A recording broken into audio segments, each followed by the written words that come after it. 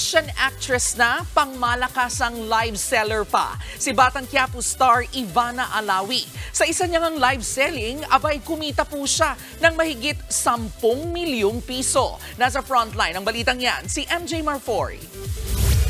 Nag-live ako from 6 p.m. natapos ako 12 a.m.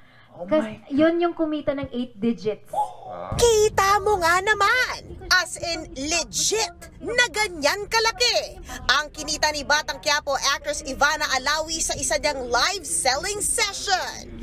Ibinahagi yan ni Ivana matapos siyang ipakilala at bigyang parangal bilang TikTok Shop Celebrity of the Year.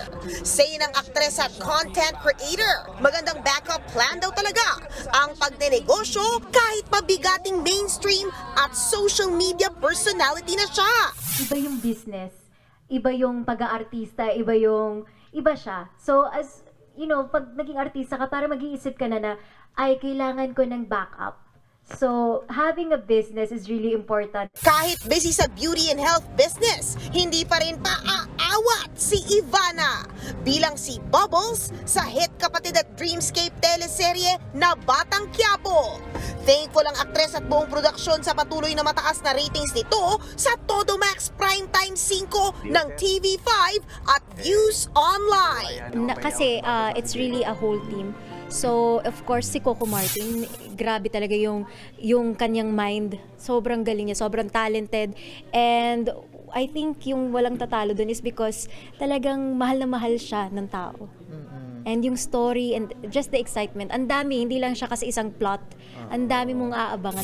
And speaking of aabangan, watch out for more pasabog na aktingan at aksyon mula sa panalong Batang Quiapo.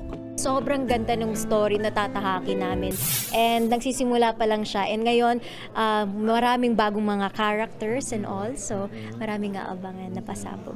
Sir, saglit lang Nagbabalita mula sa Frontline, MJ Marfori, News 5. Mga kapatid, ito po ang inyong K-Alaman Queen, Kalad Karen. Always remember na ang K-Alaman ay K-Yamanan. Kaya para sa latest showbiz news at dagdag impormasyon, mag-follow at mag-subscribe sa social media pages ng News 5. Okay?